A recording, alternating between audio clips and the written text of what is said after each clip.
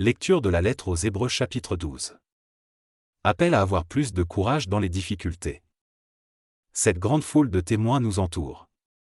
Rejetons donc, nous aussi, tout ce qui nous empêche d'avancer, rejetons le péché qui nous enveloppe si facilement. Courons jusqu'au bout la course qu'on nous propose. Regardons toujours Jésus. C'est lui qui fait naître la foi et qui la rend parfaite. Il a accepté de mourir sur une croix sans avoir honte. En effet, il voyait d'avance la joie qu'il allait recevoir, et maintenant, il est assis à la droite de Dieu. Oui, pensez à Jésus. Les pécheurs étaient contre lui, mais il a tout supporté. Alors ne vous laissez pas vaincre par le découragement. En combattant contre le péché, vous n'avez pas encore résisté jusqu'à la mort. Vous avez oublié le conseil que Dieu vous donne comme à des fils, mon fils, quand le Seigneur te corrige, fais attention. Ne te décourage pas quand il te fait des reproches. Le Seigneur corrige celui qu'il aime, il frappe tous ceux qu'il reconnaît comme ses fils. C'est pour être corrigé que vous souffrez. Dieu vous traite comme ses fils. Quel est le fils que son père ne corrige pas? Si Dieu ne vous corrige pas comme tous ses enfants, vous êtes des enfants illégitimes, vous n'êtes pas de vrais fils. Nous avons eu des pères sur cette terre, ils nous ont corrigés et nous les respections. Alors, c'est sûr, nous devons obéir davantage à Dieu notre Père pour avoir la vie. Oui, nos pères nous corrigeaient pendant quelque temps selon leurs idées à eux. Mais Dieu, c'est pour notre bien qu'il nous corrige, il veut nous rendre saints, comme lui. Sur le moment, une correction ne fait pas plaisir, elle donne de la tristesse. Mais plus tard, ceux qui ont été formés de cette façon deviennent justes et trouvent ainsi la paix. C'est pourquoi redressez vos bras fatigués et rendez plus forts vos genoux tremblants. Faites de bonnes pistes pour vos pieds. Alors celui qui boite ne se tordra pas la cheville, au contraire, il guérira. Recommandations et avertissements.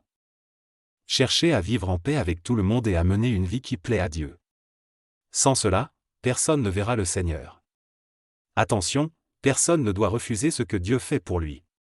Parmi vous, aucune plante amère ne doit pousser pour troubler la communauté avec son poison. Attention, ne menez pas une vie immorale. Respectez les choses saintes. Ne faites pas comme Ésaü qui, pour un seul repas, a vendu son droit de fils aîné.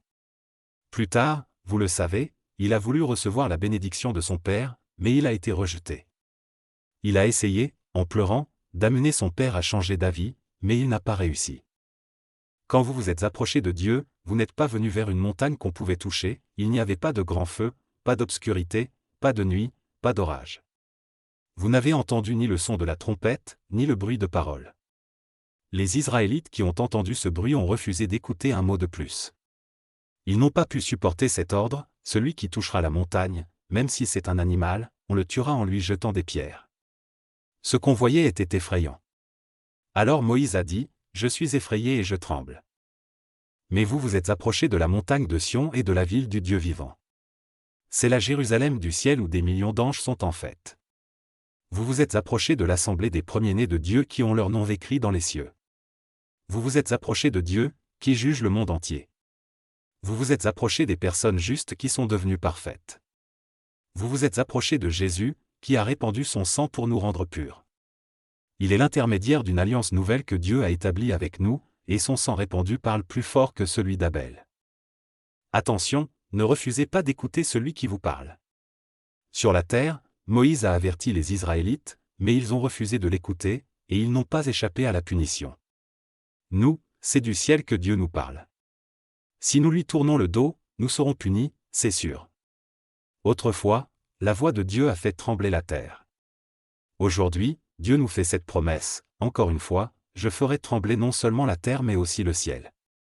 Les mots, encore une fois, annoncent ceci, les choses créées, qui peuvent être bouleversées, disparaîtront.